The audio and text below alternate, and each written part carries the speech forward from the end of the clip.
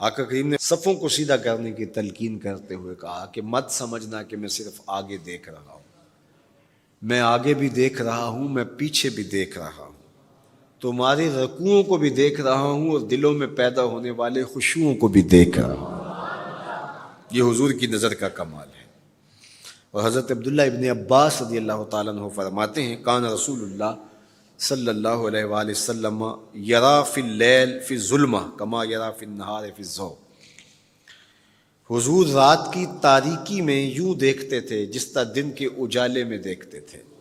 میں نہیں دیکھ سکتا، یہ دیکھو یہ روشنیاں ہیں، یہ لائٹیں لگی ہوئی ہیں اور میں یہاں سے دیکھ رہا ہوں، اگر یہ چراغاں ختم ہو جائے، یہ روشنیاں بجھ جائیں تو وہ دور چیزیں لکھی ہوئی ہیں وہ تو دکھائی نہیں دے گی، یہ کتاب میری جھولی میں بھی ہوگی میں پھر بھی نہیں دیکھ سکوں گا، اس لیے کہ میری آنکھیں نور ہیں، لیکن یہ اتنی دیر تک نہیں دیکھ سکتی جب تک یہ خارج کی روشنی بھی موجود نہ ہو۔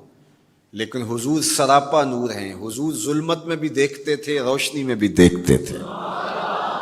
چونکہ میری آنکھیں ان روشنیوں کی محتاج ہیں، کائنات کی ساری روشنیاں شمس و قمر بھی میرے حضور کے محتاج ہیں، اس لیے حضور علیہ الصلوۃ والسلام شمس و قمر کی روشنی کے محتاج نہیں تھے۔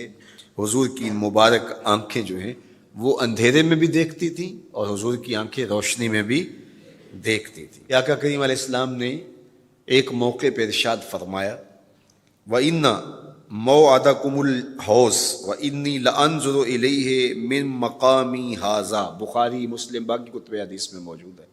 فرمایا کہ تمہارا جو حوض کوثر پر وعدہ ہے جہاں میں تمہیں جام بھر بھر کے دوں گا، فرمایا میں یہاں کھڑا ہوں اور یہاں کھڑے ہو کے اس کو دیکھ رہا ہوں۔ حضور یہاں کھڑے ہیں اور وہاں دیکھ رہے ہیں۔ ایک دن حضور صلاۃ الاستسقاء پڑھا رہے تھے، جب بارش نہ ہو رہی ہو تو اس کی جو نماز پڑھائی جاتی ہے اللہ کے حضور دعا کرنے کے لیے تو اس کو صلاۃ الاستسقاء کہا جاتا ہے۔ ام المومنین سیدہ عائشہ رضی اللہ تعالیٰ عنہ سے مروی ہے۔ تو نماز پڑھاتے پڑھاتے حضور نے ہاتھ آگے کیا پھر پیچھے کھینچ لیا، تو عمومی طور پہ ایسا نہیں ہوتا۔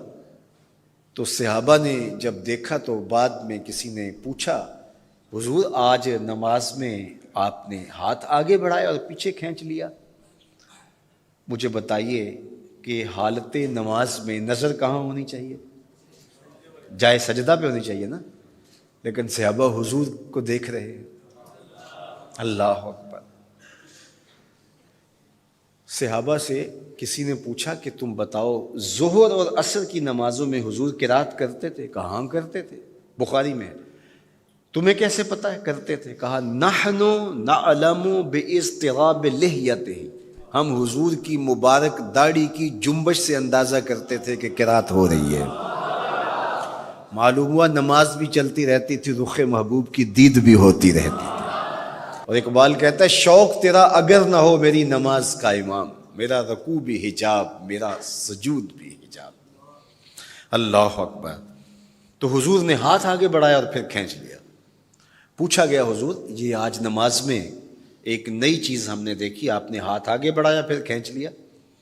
فرمایا ہاں، جنت میں کھجوروں کا ایک خوشہ لٹک رہا تھا، میں اس کو توڑنے کے لیے ہاتھ ڈالا تھا پھر میں نے چھوڑ دیا، اور اگر میں توڑ لیتا تم قیامت تک کھاتے رہتے ختم نہ ہوتا، لیکن میں نے کہا نہیں چلو پھر قیامت کو ہی صحیح ہے۔ اب حضور کھڑے کہاں ہیں؟ مدینہ المنورہ میں، اور جنت کہاں ہے؟ سدرۃ المنتہا سے اوپر۔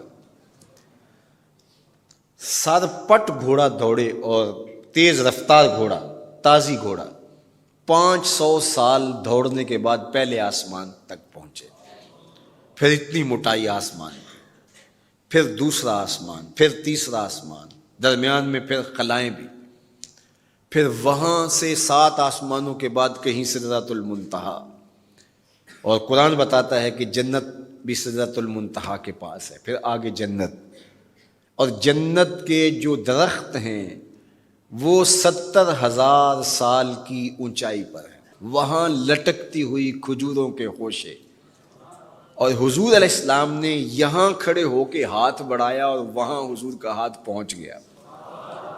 یہ ہاتھ کے پہنچنے کی منتہا نہیں ہے، ضرورت یہاں تک کی تھی لہٰذا یہاں تک پہنچا، اگر ضرورت اس سے آگے کی ہوتی تو آگے بھی پہنچ جاتا. تو حضور کا ہاتھ یہاں سے یہاں تک پہنچا.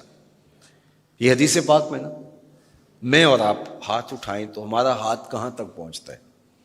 5 فٹ قد ہے تو 3 فٹ اوپر ہاتھ پہنچ جائے گا، تو ہمارا ہاتھ 8 فٹ تک پہنچے گا، زمین سے 8 فٹ تک. چلو کسی کا 9 فٹ تک پہنچے گا، کوئی چھلانگ لگا کے اچھل کے اوپر لے جائے گا تو 10 فٹ تک پہنچ جائے گا. البتہ ہماری نظر بہت تیز ہے. ہماری نظر پہلے آسمان کے ٹمٹماتے ہوئے ستارے دیکھتی، دوسرے آسمان کے ستارے بھی دکھائی دیتے ہیں، تیسرے آسمان کے ستارے، چاند سورج میں دکھائی دیتا ہے. ہمارا ہاتھ 3 فٹ تک یا 10 فٹ تک پہنچتا ہے، نظر تیسرے آسمان تک پہنچتی ہے. اور جس کا ہاتھ جنت تک پہنچتا ہے اس کی نگاہ کہاں تک پہنچتی ہوگی، اس کی نظر کا کمال کیا ہوگا. اس لیے فرمایا انی ارا ما لا ترون واسمع ما لا تسمعون. جو میں دیکھتا ہوں وہ تم نہیں دیکھتے، جو میں سنتا ہوں وہ تم نہیں سنتے. اپنے حواس کو نبی کے حواس پر قیاس کرنا یا نبی کے حواس کو اپنے حواس پہ قیاس کرنا سوائے جہالت کے اور کچھ نہیں ہے. چے نسبت خاک را بعالم پاک، کہاں ہم کہاں ان کی ذاتیں بابرکات. اس لیے فرمایا انی ارا ما لا ترون واسمع ما لا، جو میں دیکھتا ہوں وہ تم نہیں دیکھتے، اور جو میں سنتا ہوں وہ تم نہیں سنتے. اللہ اکبر. ہماری آنکھیں تو چمکتے ہوئے سورج کو دوپہر کے وقت نہ دیکھ پائیں، چندھیا جائیں، آنکھوں میں پانی اترنے لگے، اور محبوب کی آنکھیں بے حجاب دیدار رب کریں. اور قرآن کہے ما زاغ البصر وما، آنکھ چندھیائی بھی نہیں اور حد ادب سے تجاوز بھی نہیں کیا.